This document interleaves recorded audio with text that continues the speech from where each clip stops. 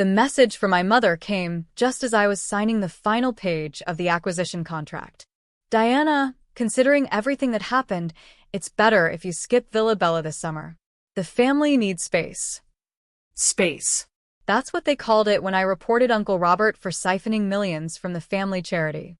Apparently, stealing from sick children was a mistake. Exposing it was betrayal. Ms. Reynolds, Kate, my attorney, said calmly, sliding the last document forward. Bella Cove Resort will officially transfer to you by the end of the day.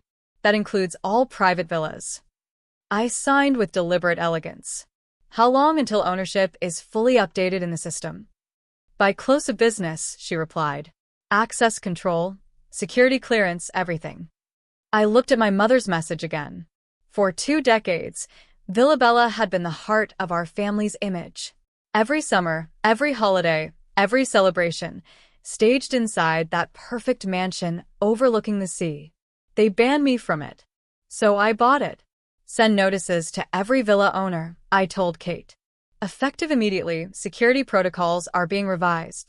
She nodded. And start with my family. An hour later, my assistant walked in. Your parents and sister have just arrived at Villa Bella for their annual stay. Perfect timing.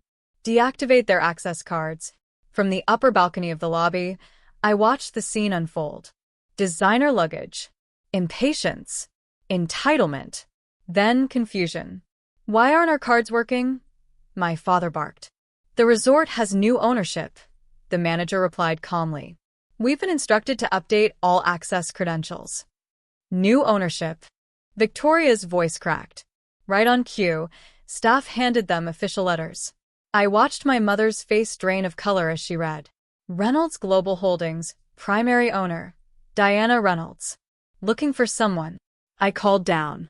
They looked up. Shock. Realization. Fear. You bought the resort? Victoria whispered. All of it, I said, descending the staircase slowly. Every villa. Every key. Every gate. Dad stepped forward with forced authority. You can't do this. I already did. I nodded to the manager.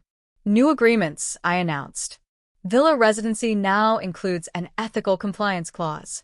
Anyone involved in financial fraud will face immediate termination of privileges. I let my gaze settle on Uncle Robert. He went pale. You're being dramatic, my mother snapped. No, I replied softly. Dramatic is stealing from children's hospitals. This is just accountability.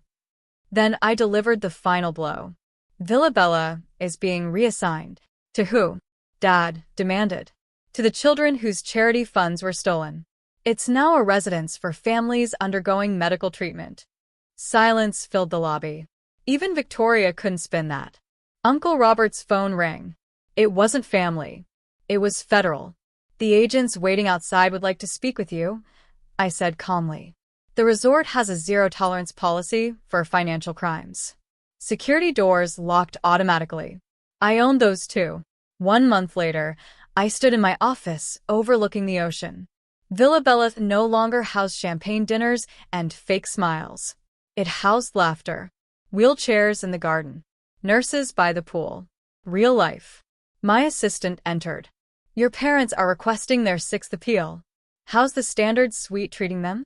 They've complained about the view. They can see the children playing in their garden. I smiled. Good. Victoria texted. This is cruel. I replied. Cruel is stealing from the vulnerable. This is correction. At the charity gala the following weekend, donors applauded the transformation of the resort into the Bella Cove Children's Hope Center.